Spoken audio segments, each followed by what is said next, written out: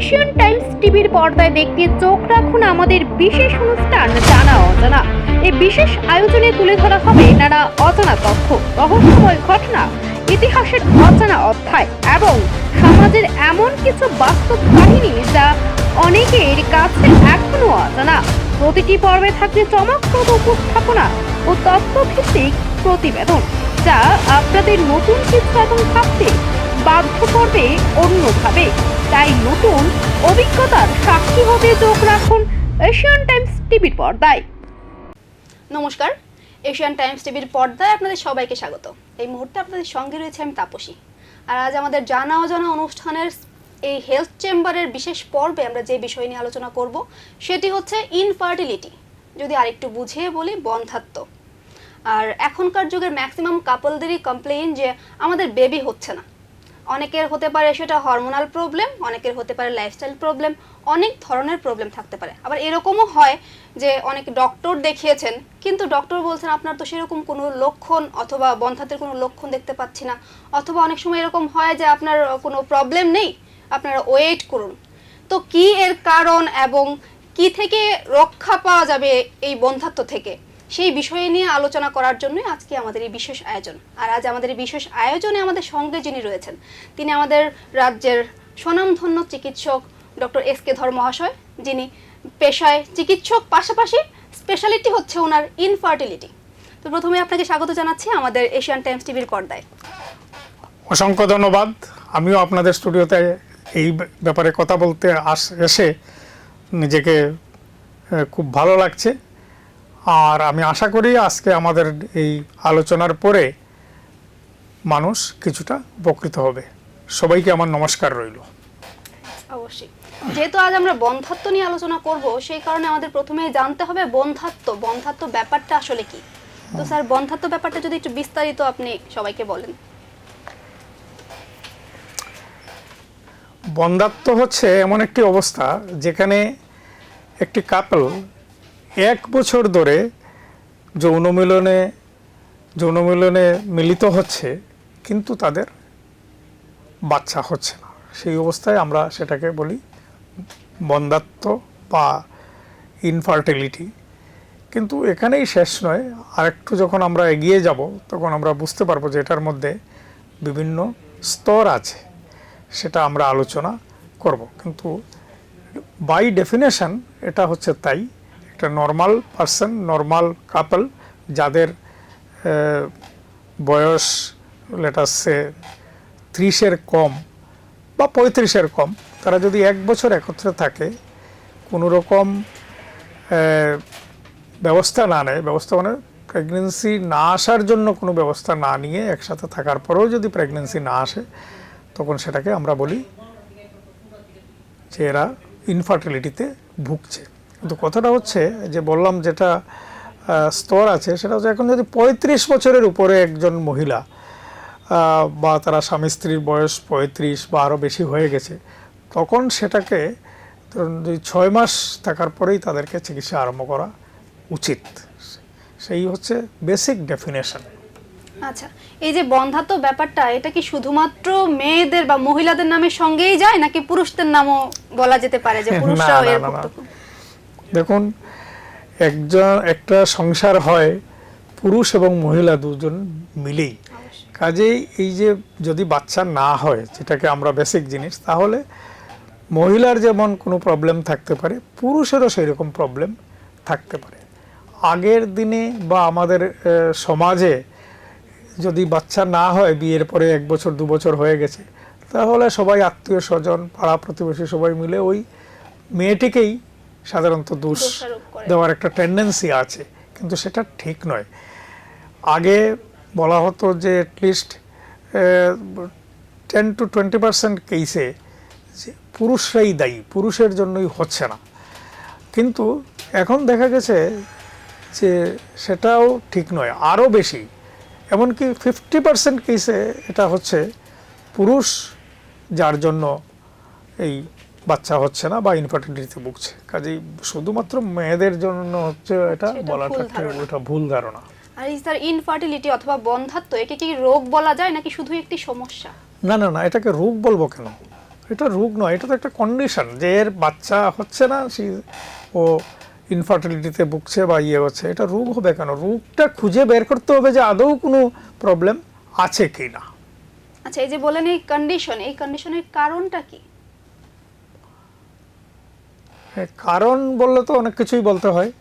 প্রথম কথা হচ্ছে যে মেল আর ফিমেল, পুরুষ এবং মহিলা, এই দুজনের কারণ আছে কি না সেটা খুঁজে দেখতে হবে। কি কারণ আছে সেটা খুঁজে দেখতে হবে। প্রবলেমটা কি পুরুষের না মহিলার?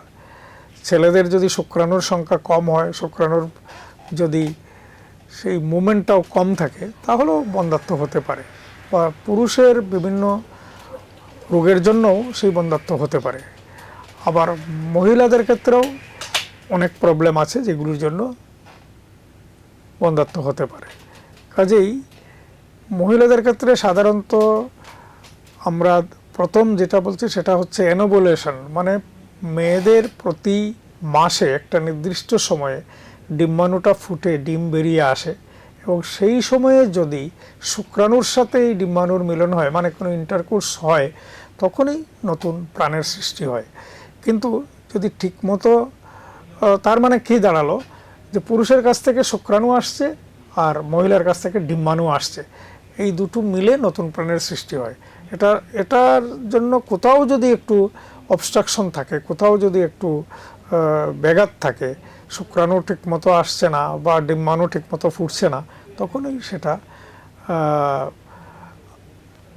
ইনফার্টিলিটির কারণ হয়। এবং এইগুলি আমরা বিভিন্ন পরীক্ষা নিরীক্ষার মাধ্যমে সেটাকে আমরা বের করতে চেষ্টা করি, এবং যে কারণে হয়ে থাকে সেই কারণের চিকিৎসাটাই হচ্ছে ইনফার্টিলিটির চিকিৎসা।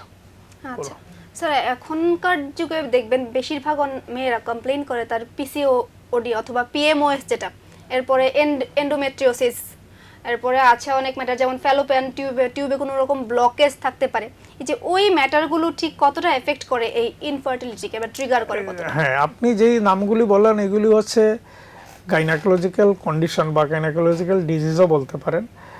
তো এগুলি সবটি ইনফার্টিলিটির কারণ হতে পারে।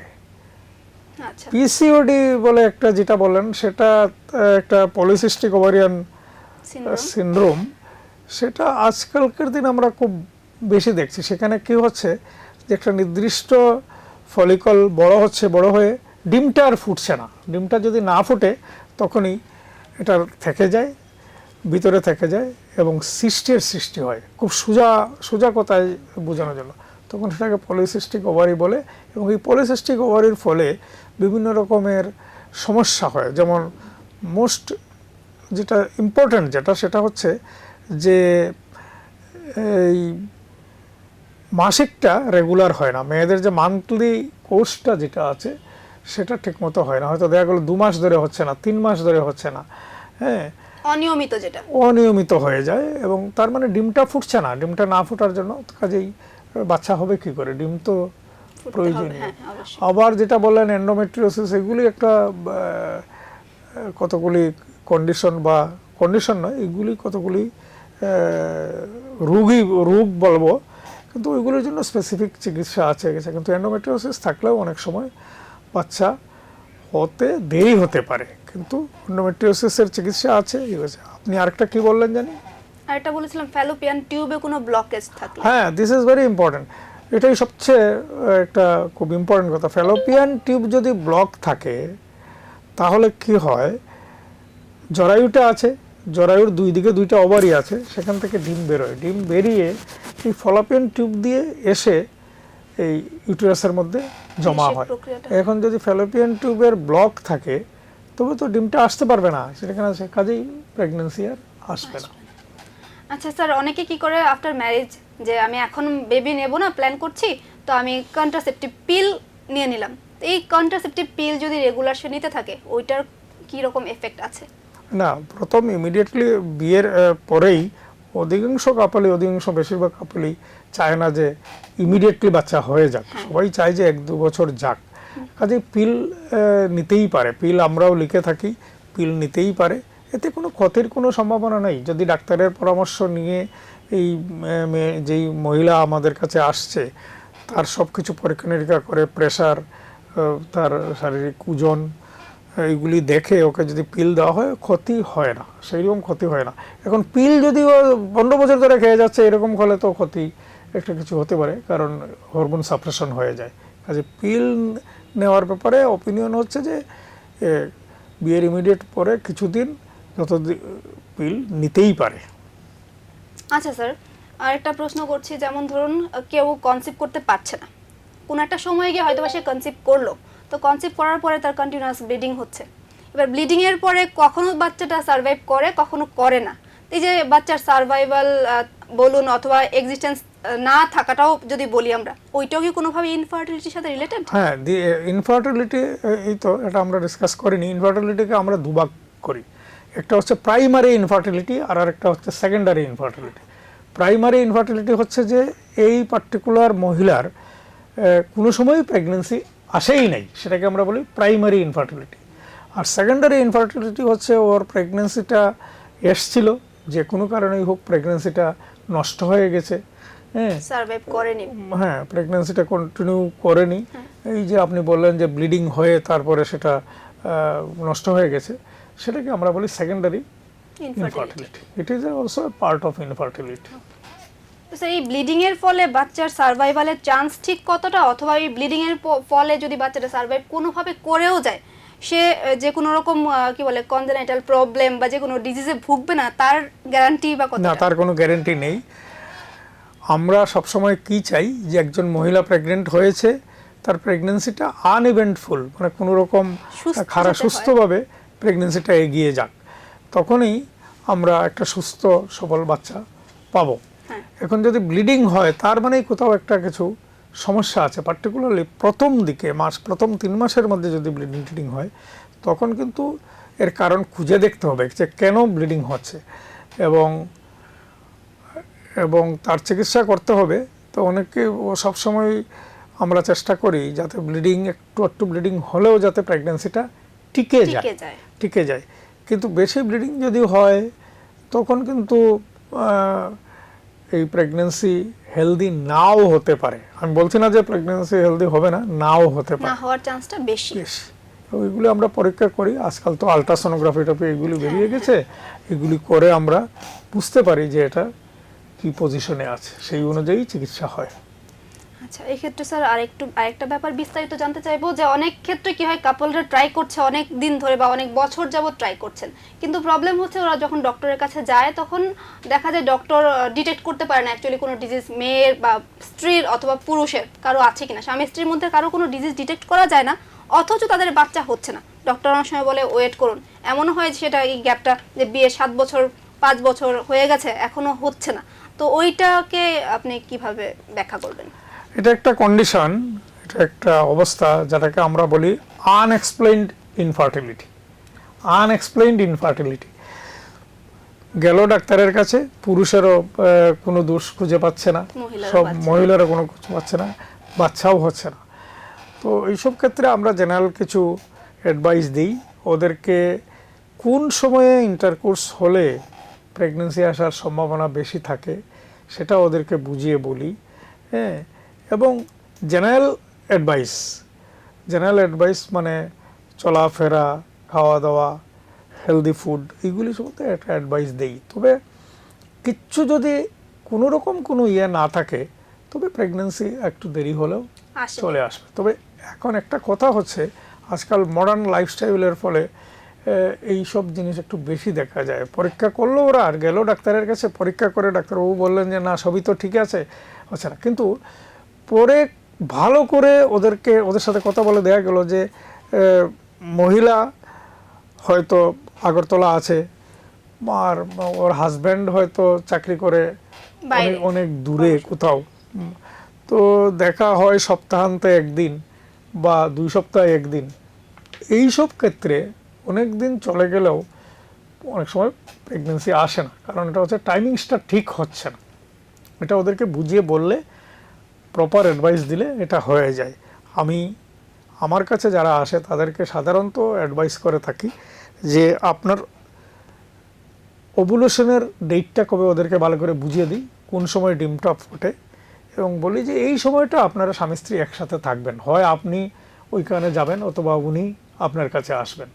হ্যাঁ, এটাই হচ্ছে মেইন কারণ, যেখানে কোনো ইয়ে ছাড়াও হচ্ছে যে টাইমিংসটা ঠিক হচ্ছে না। আচ্ছা, যদিও আপনি বলে দিয়েছেন যে আনএক্সপ্লেইনড, যেহেতু এটা বিজ্ঞান ও প্রযুক্তির যুগ, তো সেই আনএক্সপ্লেইনড ইনফার্টিলিটির এক্সপ্লেনেশন কি ভবিষ্যতে আসার কোনো চান্স আছে? আছে, আমি তো এক্সপ্লেনেশনটা দিলাম। এখন বেশিরভাগ ক্ষেত্রেই এটা হচ্ছে যে তাদের মিলনের টাইমিংসটা ঠিক হচ্ছে না। আমরা সব পরীক্ষা করে দেখলাম ওভুলেশন ঠিক আছে, ওর শুক্রাণু ঠিক আছে, হ্যাঁ, অন্য কোনো রোগ টোগ কিচ্ছু নেই, তাহলে হবে না কেন? তাহলে হবে, আচ্ছা, তাহলে হবে। এখনকার দিনে ম্যাক্সিমাম মানুষের মুখে একটা কথা শোনা যায় যে মেয়ের বয়স 30 পেরিয়ে গেছে, এখনো বিয়ে হয়নি, অথবা 35 পেরিয়ে গেছে, এই বয়সের পরে আর বেবি হওয়ার চান্স কম। তো এইটার যুক্তি অথবা এটার মানে সত্যতা ঠিক কতটা? এটা ঠিকই আছে। হ্যাঁ, 30 কোনো বয়স নয় এখন। এখনকার যুগে তো মেয়েদের বিয়েই 30-এ অনেক সময় হয় না। হ্যাঁ, এখন আমরা কাট অফ ইয়ারকে 35 বছর ধরি। 35 বছরের পরে ব্যাপারটা কি হয়, একটি মেয়ে সন্তান যখন জন্মগ্রহণ করে তখন ওর যে ইয়েতে যেই পরিমাণ ওদের ইয়ে থাকে, ডিম থাকে, ডিম্বাণু থাকে, ওর জন্ম থেকেই কিন্তু এগুলি ওভারিতে থাকে, সেটা অনবরত কমতে থাকে, প্রত্যেক মাসে মাসে এটা কমতে থাকে। এবং যখন প্রথম দিকে যখন জন্ম থাকে তখন তোর 10 to 20 লাখ ইয়ে থাকে, এগ রিজার্ভ থাকে। কিন্তু এটা যখন লেটাসে 15 বছরে পৌঁছে যায় তখন দেখা যাচ্ছে সেটা হচ্ছে 4 লাখ থেকে আরও কম নিচে নেমে যায়, 1.5 লাখ থেকে 2 লাখের মধ্যে চলে আসে 24 বছরের মধ্যে। আর যখন 27 বছর বয়স হয়ে গেছে বা 30-এর কাছাকাছি হয়ে গেছে তখন তাদের এই এগ রিজার্ভটা আরও কমে যায়। কাজে এগ রিজার্ভ কমে গেলে প্রত্যেক মাসে মাসে যে এগগুলি বড় হয় এবং একটা এগ ইয়ে হয়, ওভুলেশন হয়, সেটার ইয়ে তো কমে যাচ্ছে, তখন এদের চান্সটা কমে যায়। কিন্তু এটার অর্থ এই নয় যে ওদের প্রেগনেন্সি হবে না। 35 বছর, আজকালকার দিনে আমরা তো প্রচুর মহিলা দেখি 30-32 বছর বয়সে বিয়ে হয়েছে, 3 বছর চলে গেছে, তারপরে প্রেগনেন্সির জন্য চেষ্টা করছে। তবে ইট ইজ বেটার যে 35 বছরের আগেই প্রেগনেন্সি ট্রাই করা এবং প্রেগনেন্সি নিয়ে নেওয়া। অবশ্যই। এই যে বন্ধ্যাত্ব ব্যাপারটা কিন্তু নিজে একটা ঝুঁকি, তো এর কারণে কি শারীরিক কোনো ঝুঁকি, আরো কোনো ঝুঁকির কোনো সম্ভাবনা আছে? শারীরিক ঝুঁকি? শারীরিক কিরকম ঝুঁকি? বন্ধ্যাত্ব তো একটা যেহেতু সমস্যা মানেই তো ঝুঁকি। সমস্যা মানেই হচ্ছে ওর একটু টেনশন হয়, ফিজিক্যাল এবং মেন্টাল টেনশন, যে বাচ্চা হচ্ছে না। আর তারপরে আমাদের সমাজে তো একটা আছে যে সমস্ত আত্মীয় স্বজন, পাড়া প্রতিবেশী সবার একটা প্রেশার থাকে। হ্যাঁ, 5 বছর হয়ে গেছে এখনো বাচ্চা হলো না, কি হলো, ডাক্তারকে দেখিয়েছিস, এইসব এগুলি থাকে। এর ফলে মানসিক একটা টেনশন হয়। আরেকটা কথা বলি, মানসিক টেনশন হলে কিন্তু এটার উপরে ওভুলেশনেরও একটা এফেক্ট হয়। বলে সেটা কী করে? কারণ এই যে আমাদের শরীরে নিউরোএন্ডোক্রাইন সিস্টেম যেটা আছে, মন থেকে এই হাইপোথ্যালামাসের উপর একটা এফেক্ট হয়। কাজে বিভিন্ন হরমোন যে সেক্রেশন হয় এগুলি ডিস্টার্ব হয়ে যায়। তখন দেখা যাচ্ছে একজন মহিলার তার ঠিক মতো ওভুলেশন হচ্ছে না। ওভুলেশন বলতে ওই যে ডিম ফোটাটাকে বলি, যেটা হচ্ছে না। কাজেই যদি বেশি দিন হয়ে যায়, ওরা খুব চাইছে যে প্রেগনেন্সি আমাদের হোক, আসুক, কেন আসছে না, তাহলে এটা একটু এফেক্ট হতেই পারে। কিন্তু ওকে কাউন্সিলিংয়ের দরকার আছে, ওকে ভালো করে বুঝিয়ে বলতে হবে যে ঠিক আছে, এবং থরলি এদের পরীক্ষা নিরীক্ষা করে দেখতে হবে কোথায় কি আছে। তাহলে আমরা এই প্রেক্ষিতে বলতে পারি যে বন্ধ্যাত্বের কারণে, যে কি বলে এটাকে, বন্ধ্যাত্ব কিন্তু শুধুমাত্র মেয়ে বা ছেলের সমস্যার কারণে হচ্ছে না, এই ক্ষেত্রে কিন্তু পরিবেশ বা সামাজিক অনেক কন্ডিশনও অনেকটা দায়ী, তাই নয় কি? সামাজিক কন্ডিশন, যেমন সমাজের মানুষ, সোসাইটির মানুষ ওদেরকে কন্টিনিউয়াস চাপ, প্রেসার দিচ্ছে, কেন এখনো কন্টিনিউয়াস চাপে রাখছে বলে ওর ইনফার্টিলিটি হচ্ছে না। মেন্টাল প্রেসার দিচ্ছে না, ও ইনফার্টিলিটি হচ্ছে না। কিন্তু মেন্টাল প্রেসার যদি বেশি থাকে তবে তাদের এটা এফেক্ট করে অবশ্যই। আচ্ছা, এই যে মহিলাদের বন্ধ্যাত্ব বলুন বা পুরুষদের ক্ষেত্রেও যদি এই কন্ডিশন হয়ে থাকে, এটা নির্ণয়ের জন্য কি কি পরীক্ষা করা হয়? সেটা তো লং লিস্ট, অনেক লম্বা লিস্ট, কী কী কয়েকটা পরীক্ষা যদি করা হয়। বলা যায়। বেসিক সিস্টেম হচ্ছে যখনই একটি কাপল আমাদের কাছে আসে, ডাক্তারের কাছে আসে, প্রথম কথা হচ্ছে যে বোথ দ্য পার্টনার, স্বামী এবং স্ত্রী দুজনেরই একসাথে আলোচনা করার জন্য আসা উচিত। তাদেরকে বুঝিয়ে বলা দরকার যে কি কারণে হয় না, এই যে কি কারণে তোমাদের দেরি হচ্ছে বা হচ্ছে, থরলি ইনভেস্টিগেট করে দেখতে হবে এরা কি একসাথে থাকতে পারছে কি না। বললাম যে একটা কথা যে দুজন দুই জায়গায় থাকে, ওদের যোগাযোগই হয় না, তো এগুলি ভালো করে বুঝিয়ে বলতে হয়। আর একটা কথা আছে, প্রথম হচ্ছে কাউন্সেলিং, তারপরে পরীক্ষা নিরীক্ষা আরম্ভ করলে প্রথমেই পুরুষের পরীক্ষা করতে হয়, কারণ ওদের পরীক্ষার ইয়েটা কম, বেশি পরীক্ষা করতে হয় না। আমরা যেটাকে বলি শুক্রাণুর পরীক্ষা, সিমেন অ্যানালিসিস, এটা হচ্ছে বেসিক টেস্ট। সিমেন অ্যানালিসিস করে দেখতে হবে যে ওর সিমেনের পরিমাণ, সিমেনের গতি, শুক্রাণুর গতি, এগুলি সব ঠিক আছে কিনা। হ্যাঁ, যদি এটা হয়ে যায় তাহলে এটা হওয়ার পরে মহিলার পরীক্ষা করতে হয়, দেখতে হয় তার অন্য কোনো রোগ টোগ আছে কিনা, জেনারেল একটা চেক আপ করতে হয়, করে দেখি অন্য কোনো কিছু আছে কিনা। তারপরে আস্তে আস্তে স্টেপ ওয়াইজ মহিলাদের অনেক পরীক্ষাই করতে হয়, স্পেশালাইজড পরীক্ষা, অ্যানাটমি ঠিক আছে কিনা, জরায়ু ঠিক আছে কিনা, ওভুলেশন ঠিক মতো হচ্ছে কিনা, এইগুলির জন্য স্পেশাল পরীক্ষা নিরীক্ষা আছে, এগুলির নাম বলে কোনো লাভ নেই, এইগুলি করা হয়। তারপরে আপনি যেটা বললেন টিউবটা ঠিক আছে কিনা, টিউবটা ব্লক আছে কিনা, এগুলি করতে হয়। আজকাল মডার্ন ইয়েতে অনেক ধরনের পরীক্ষা নিরীক্ষা করার সুযোগ আমাদের কাছে আছে, এমনকি আমাদের ত্রিপুরা রাজ্যে আগরতলাতেও এইগুলি করা অ্যাভেলেবল। তো এই বন্ধ্যাত্বের চিকিৎসা কি, এই যে কিছু আছে যেমন আইভিএফ অথবা আইইউআই, না, আইভিআই এগুলি তো পরের স্টেপে চলে গেলেন। প্রিলিমিনারি স্টেপ হচ্ছে যে ওদের কারণটাকে খুঁজে বের করা, খুঁজে যদি দেখা যায় যে ওর কোনো প্রবলেম আছে, কোনো রোগ আছে সেটার চিকিৎসা করা হলো।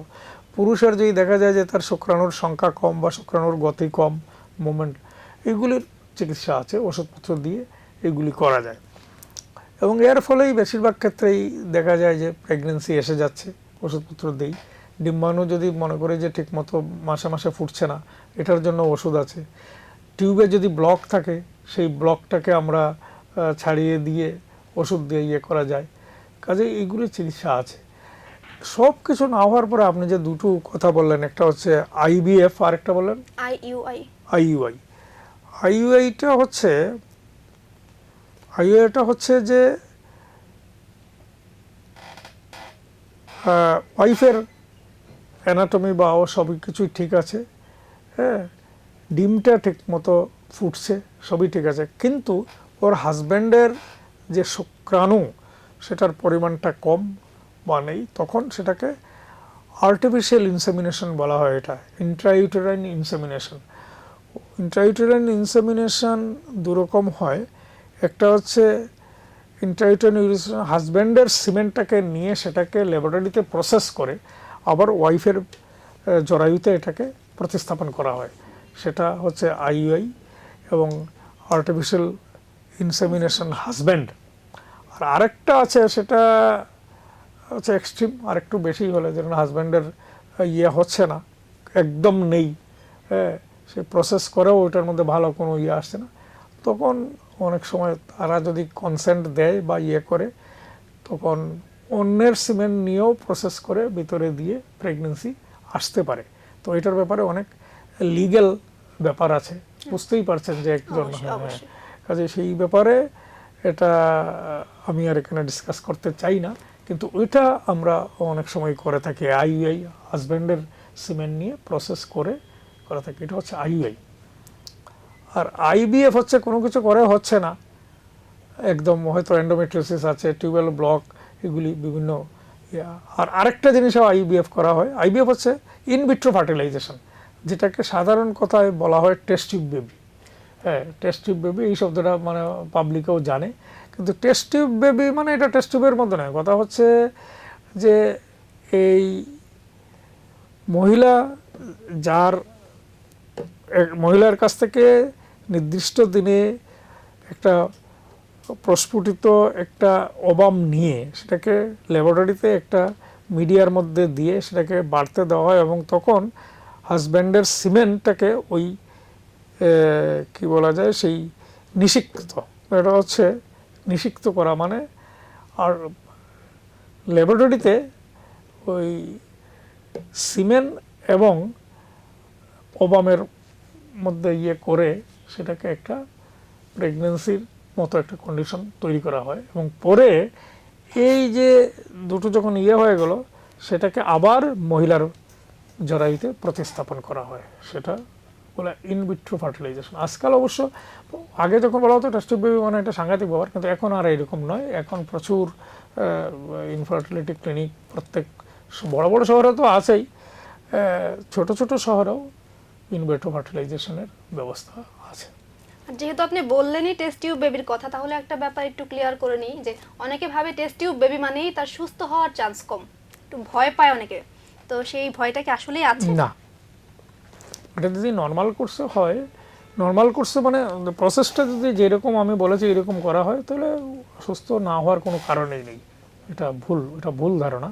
এবং কারোর যদি অন্য কোনো দিকে না হচ্ছে না তখন ইনভিট্রো ফার্টিলাইজেশন হতে হয়। এখনকার যারা ইনফার্টিলিটি স্পেশালিস্ট যারা আছেন এবং তাদের মত হচ্ছে যে কোনো কাপল যদি তাদের বাচ্চা চায় এবং সাফিসিয়েন্টলি চেষ্টা করার পরেও, চিকিৎসা করার পরেও হচ্ছে না, তাহলে ইনভিট্রো ফার্টিলাইজেশনে চলে যাওয়াই বেটার, টাইম ওয়েস্ট না করে, পয়সা নষ্ট না করে এটা। এবং ওইটার মধ্যে আপনি যেটা বললেন সেটাকে আমি বলছি যে না, এতে কোনো রকম ইয়ে হওয়ার কথা নয়।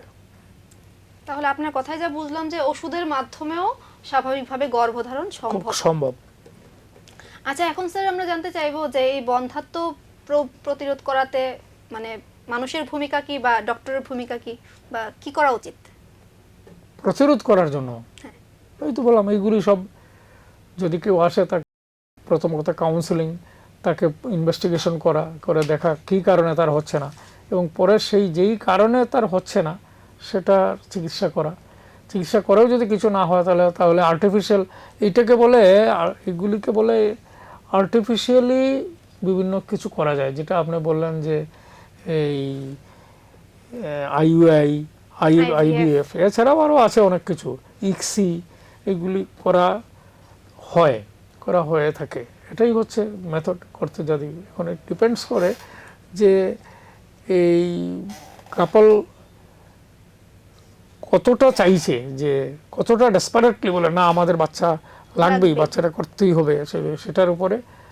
আর আরেকটা কথা আছে, ইনফার্টিলিটির চিকিৎসা যখন যত হাইয়ার ইয়েতে, বেসিক যেগুলো এগুলি তো সব জায়গায় হয়, এইগুলি সব জায়গায় হয়, সরকারি হাসপাতালে হয়, কিন্তু এই যে IVF, ইক্সি, অন্য কিছু, এগুলি তো আস্তে আস্তে কস্টটা খুব বেড়ে যায়। তো কাজের সিস্টেমটা এইরকম, কারণ তাদের অনেকগুলো ইঞ্জেকশন নিতে হয়, অনেক দিন ধরে চলতে হয়, একটা সাইকেলে 1 মাস একটা সাইকেল, তারপরে হয়তো প্রেগন্যান্সি আসলো না, ফেইলিয়ার হয়ে গেল, তখন আবার করা মানে অনেকটাই কস্টলি ব্যাপার। আচ্ছা, এই যে কি বলে এটাকে, ইনফার্টিলিটির ক্ষেত্রে আপনি লাইফস্টাইল অথবা খাদ্যাভ্যাস এর মধ্যে কি রকম পরিবর্তন থাকা উচিত বা কি রকম হওয়া উচিত বলে আপনার মনে হয়? আমার মনে নয়, এটা তো healthy lifestyle should be there, আমরা যাতে ফুড অভ্যাসটা ভালো থাকে এবং রুটিন, আমাদের যে লাইফস্টাইল রুটিনটাও যাতে ভালো থাকে, এগুলি আমাদের লক্ষ্য করতে হবে। এগুলি বেসিক জিনিস। প্রচুর পরিমাণে গ্রিন এবং ইয়েলো সবজি টবজি এগুলি খাওয়া উচিত, প্রোটিন নেওয়া উচিত, নাটস এগুলি বলে যে নিলে ভালো। তো এইগুলি তো আছেই। এবং হেলদি লাইফস্টাইল, এখন প্রচুর পরিমাণে ড্রিঙ্ক করছে, স্মোকিং করছে, এগুলি এফেক্ট করে। আচ্ছা, তো আমরা অনেকটাই জানলাম, এখন একটু জাস্ট শর্টে আপনি জাস্ট এক্সপ্লেনেশন দেবেন। আমি কয়েকটা কোশ্চেন করছি, যেমন ধরুন হচ্ছে কি, সন্তান না হওয়ার জন্য কি সবসময় মহিলাই দায়ী থাকেন? যদিও একবার আপনি বলে ফেলেছেন, আপনি হ্যাঁ বা নাতে আনসার দিলেই যথেষ্ট। না, পুরুষরাও দায়ী থাকেন। আমার পরের প্রশ্ন হচ্ছে কি, বয়স বাড়ার সঙ্গে সঙ্গে কি শুধুমাত্র মহিলাদেরই উৎপাদন ক্ষমতা কমে যায় নাকি পুরুষদেরও সেম ব্যাপারটা হয়? হ্যাঁ, পুরুষদের একটু কম কমে, তবে মহিলাদের ক্ষেত্রে আমি যে বললাম যে এই একটা শিশু যে 10 লাখ বা 20 লাখ 20 লাখ নিয়ে এগ রিজার্ভ নিয়ে হলো, সেটা এই 27 বছরের পরে 30 বছর পরে 1 লাখে চলে আসলো। কাজে এটা কমে বেশি। মহিলাদের ক্ষেত্রে এটা এফেক্টটা এইজিংয়ের এফেক্টটা বেশি হয়। আর একটা ম্যাটার আপনি ক্লিয়ার করে দিয়েছেন অলরেডি, প্রচন্ড মানসিক চাপও কিন্তু একটা বড় সড় কারণ হতে পারে। ঠিক। তো তাছাড়া আরো অনেকে ধূমপান করেন, এখন কিন্তু মেয়েরা বা মহিলারাও অনেকে ধূমপান বা মদ্যপান করেন। তো সেই ধূমপান এবং মদ্যপান সেটা ঠিক কিরকম প্রভাব ফেলে? যথেষ্ট প্রভাব ফেলে। এইগুলি যদি আমরা চিন্তা করি তবে বলতে হবে this are not healthy lifestyle. অবশ্যই না। এগুলি না করাই ভালো। যখন আমার একটা প্রবলেম আছে, বাচ্চা চাইছি, হচ্ছে না, তাহলে ধূমপান এবং মদ্যপানও সন্তান ধারণের ক্ষমতা কমিয়ে দিতে পারে। আচ্ছা, এখন আমি যে প্রশ্নটি করব সেটি হচ্ছে কি থাইরয়েড, যেটা এখনকার দিনে কমন প্রবলেম। ম্যাক্সিমাম মানুষের এই থাইরয়েডের প্রবলেম থাকেই থাকে। এখন থাইরয়েড হলে বা থাইরয়েড হরমোনের ইমব্যালেন্সের জন্য বন্ধ্যাত্ব হতে পারে কি? পারে, কারণ আমাদের দেহের মধ্যে যে হরমোনাল সিস্টেমগুলি আছে, যে কয়টা এন্ডোক্রাইন গ্ল্যান্ড আছে, এগুলি থেকে যেই এটা বেরোয়, এটা হরমোন, এগুলি একটার সাথে আরেকটা লিঙ্ক আছে। হ্যাঁ, একটা হরমোন বেশি হলে আরেকটা হরমোন হয়তো কমে যেতে পারে। হ্যাঁ, একটা হরমোন কম হলে আরেকটা হরমোন বেড়ে যেতে পারে। এইভাবেই থাইরয়েড হরমোনেরও একটা এফেক্ট আছে। আমাদের যেই হরমোনগুলির দরকার ডিম ফুটা বা এগুলির উপরে হতে পারে, হয়ে এফেক্ট ডেফিনেটলি করতে পারে। আর আরেকটা ম্যাটার হচ্ছে নিয়মিত শারীরিক সম্পর্কের পরও, মানে স্বামী স্ত্রীর নিয়মিত শারীরিক সম্পর্কের পরও যদি 1 বছর অতিক্রান্ত হয়ে যায়, ঠিক সেই সময় কি ডক্টরের কাছে, চিকিৎসকের কাছে যাওয়া উচিত? ওরা যদি বাচ্চা ডেসপারেটলি চায় যে না আমাদের এখন বাচ্চার দরকার, তাহলে তো যাবেই। 1 বছরের মধ্যে যদি না হয় যাবে। তবে 1 বছর, এটা নির্ভর করে মহিলার বয়স কত, ছেলেটির বয়স, মানে পুরুষ মানুষের বয়স কত। আমি তো আগেই বলেছি, এটা যদি 35 বছর পেরিয়ে গেছে তাহলে আর 1 বছরের জন্য অপেক্ষা করার কোনো দরকার নেই। তারা অ্যাকচুয়ালি 6 মাস একসাথে থাকার পরেই ডাক্তারের কাছে যাওয়া উচিত। আচ্ছা, এখন আমি কিছু সামাজিক ব্যাপার নিয়ে আলোচনা করব, যেগুলো খুবই মানে বেশি পরিমাণে ট্রিগার করে আমাদের সমাজকে। তো সেই ব্যাপারগুলো বলতে পারেন সংস্কার কুসংস্কার মিলিয়ে। তো সেই কুসংস্কার সম্পর্কে আপনাকে আমি কিছু কথা বলবো এবং আপনি তার সপক্ষে অথবা বিপক্ষে আপনার মতো করে যুক্তি দেবেন আর কি। তো প্রথম কথা হচ্ছে গিয়ে বন্ধ্যাত্ব একটা পাপ বা অভিশাপের ফল, এটাকে আপনি না, এটা কি করে বলবো? এটা বললে তো বলতে হবে যে তোমার যে রোগ হয়েছে, তোমার প্রেসার বেড়েছে, এটা তুমি পাপের জন্য, তোমার ক্যান্সার হয়েছে তোমার পাপের জন্য, এরকম এটা অ্যাজ এ ডক্টর অথবা অ্যাজ এ কি বলে এটা, না, এগুলিকে এনকারেজ করাই উচিত নয়। এগুলি বন্ধ্যাত্ব পাপ। তো এরপরে আমি আরেকটা ম্যাটার বলবো যে এখন যদিও আমরা প্রযুক্তির যুগে চলে এসেছি, কিন্তু সব জায়গায় কিন্তু এই প্রযুক্তি মানা হয় না। এখনো অনেক ক্ষেত্রে জিন ভূত এসব মানা হয়, তাবিজ কবজ এসবের দিকে অনেকটা কি বলে এটাকে নজর দেওয়া হয়। তো এই জিন ভূত টুকটাক এই ব্যাপারে আপনি কি বলবেন? অবশ্যই না হবে, কিন্তু সেটা আমাদের দর্শকদের উদ্দেশ্যে কিভাবে? না, আমার সাথে জিন ভূতের কোনো দেখাও হয়নি। আমি এদের সম্বন্ধে বিশেষ কিছু জানি না এবং আমি মনেও করি না যে এদের কোনো এফেক্ট আছে। অবশ্যই না। তো আরেকটা ম্যাটার হচ্ছে গিয়ে অনেকে দম্পতিরা কি করে, ডক্টরের কাছে না গিয়ে কবিরাজের কাছে যায়। তো সেই ক্ষেত্রে আপনার ব্যাখ্যা কি হবে? এটার ব্যাখ্যা করার কিছু নেই। ইট ডিপেন্ডস অন আপনার এডুকেশন লেভেল কি, আপনার নলেজ কি, সেটার উপরে। হ্যাঁ, আমি ডাক্তারের কাছে গেলাম না, আমি চলে গেলাম তাবিজের ব্যাপারে। এই ব্যাপারে আর বলার কি আছে? এগুলি আমি মনে করি না এত ব্যাপারে কোনো কমেন্ট করার কিছু না। এগুলি this to be completely discouraged, completely এগুলিকে ডিসকারেজ করা উচিত। একটা নরমাল সাধারণ মানুষ যদি বলে মানুষ নাও নিতে পারে, বাট যখন একজন ডক্টর বলবেন অবশ্যই সেটাকে তারা একদম ঠিক আছে। আমি বলে দিচ্ছি, এইসব করবেন না, করে সময় নষ্ট করবো না। দুটা জিনিস হবে, একটা যে বলে দিল তাবিজ, তো তাবিজ নিয়ে বলে কয়দিন লাগবে, 6 মাস লাগবে, মানে এই 6 মাসটা আপনার নষ্ট হয়ে গেল। হ্যাঁ, ওই সময়টা আপনি প্রপারলি একজন ডাক্তারের সাথে যোগাযোগ করুন এবং তাহলে আপনি বেনিফিটেড হবেন সেই জন্য। আচ্ছা, তাহলে অনেকের ধারণা কোনো নারী যদি প্রথমবার গর্ভধারণের পর স্বাভাবিকভাবেই সন্তান হারান, সেই ক্ষেত্রে তার চিরতরে বন্ধ্যা হয়ে যাওয়ার সম্ভাবনা বেড়ে যায়। না, সেরকম কিছু নয়। এখানে একটা ব্যাপার আছে যে একটা সন্তান গর্ভ এসছিল, কিন্তু গর্ভটা লজিক্যাল এন্ডে পৌঁছায়নি, মানে ওর সন্তানের জন্ম দিতে পারেনি। কারণ কি, প্রথম দিকে নষ্ট হয়ে গেছে বা গর্ভমরা হয়েছে বা যে কিছু হয়েছে, সেগুলি কেন হয়েছে সেটার বহু কারণ আছে, সেগুলি আমাদের দেখতে হবে। কিন্তু একবার এটা নষ্ট হয়ে গেছে এর জন্য আর হবে না, সেরকম কোনো ব্যাপার নেই। কাজেই আমি রিঅ্যাসিওর করতে চাই যাদের এরকম হয়েছে, আপনারা মানসিকভাবে ভেঙে পড়বেন না, ডাক্তারের কাছে যাবেন। একটা বাচ্চা নষ্ট হয়েছে, আবার বাচ্চা আসতে পারে। অবশ্যই। আর বন্ধ্যাত্বর ক্ষেত্রে অনেক সময় কি হয় যে পরীক্ষা নিরীক্ষা না করেই স্বভাবত নারীকেই দোষারোপ করা হয়, সেই ক্ষেত্রে আপনার মতো করে সমাজের উদ্দেশ্যে কয়েকটা কথা বলুন। না, এটা হচ্ছে যে এটা আমাদের প্রচলিত একটা ধ্যান ধারণার মধ্যেই এটা আছে যে মহিলার জন্য এই মেয়েটার বাচ্চা হচ্ছে না, এটা হচ্ছে না। কেউ হয়তো গিয়ে দেখবে যে ওর হাজব্যান্ডকে জিজ্ঞাসাও করছে না বা হাজব্যান্ডের কোনো প্রবলেম আছে কিনা জানতেই পারছে না। এটা আমাদের এনকারেজ করা উচিত নয় এবং আমরা যেন ফোর্থ এটা না করি। কিন্তু দেখা যাচ্ছে অনেক শিক্ষিত পরিবারেও এই জিনিসটা হয়। This should be completely discouraged. এটা কোনোভাবেই আমরা এটাকে মেনে নিতে পারি না। কারণ সন্তান না হওয়ার আমরা তো এতক্ষণ তাই ডিসকাস করলাম, অনেক রকমের কারণ আছে, অনেক কিছু আছে। কাজে মহিলাকে ব্লেম দিয়ে ইয়ে করা উচিত নয়। অবশ্যই। তো দর্শক বন্ধুরা, আজ আমরা বন্ধ্যাত্ব সম্পর্কে অনেক কিছুই জানলাম। বন্ধ্যাত্ব কিন্তু এখনকার দিনে বলতে পারেন একটি বড়সড় জনস্বাস্থ্যকর চ্যালেঞ্জ। তো সেই চ্যালেঞ্জ থেকে আমাদের অবশ্যই বেরিয়ে আসতে হবে এবং সেটা স্বাভাবিক উপায়ে। আর বন্ধ্যাত্ব ব্যাপারটাকে লজ্জার বিষয় না ভেবে আপনারা যখনই সুযোগ পাবেন ইমিডিয়েট ডক্টরের সঙ্গে যোগাযোগ করুন এবং আমাদের সম্মিলিত উদ্যোগে কিন্তু পারে একটি সুস্থ সমাজ গড়তে। তো সেই আশা রেখে আজকের অনুষ্ঠান আমরা এখানেই শেষ করছি। আর এরকমই বিভিন্ন রকম তথ্য জানতে আমাদের এশিয়ান টাইমস টিভির পর্দায় চোখ রাখুন এবং অবশ্যই জানা অজানা অনুষ্ঠান দেখতে থাকুন। নমস্কার। নমস্কার। আজকের আলোচনায় যদি আপনারা কেউ উপকৃত হয়ে থাকেন তবে আমি নিজেকে ধন্য মনে করব। কারণ বর্তমান যুগের বিভিন্ন পারিপার্শ্বিক কারণেও বন্ধ্যাত্বটা বেড়ে যাচ্ছে, কিন্তু এর জন্য চিকিৎসাও আছে এবং আপনারা সেইভাবে এগিয়ে যান। I wish you all happy fertility. ধন্যবাদ, অসংখ্য ধন্যবাদ।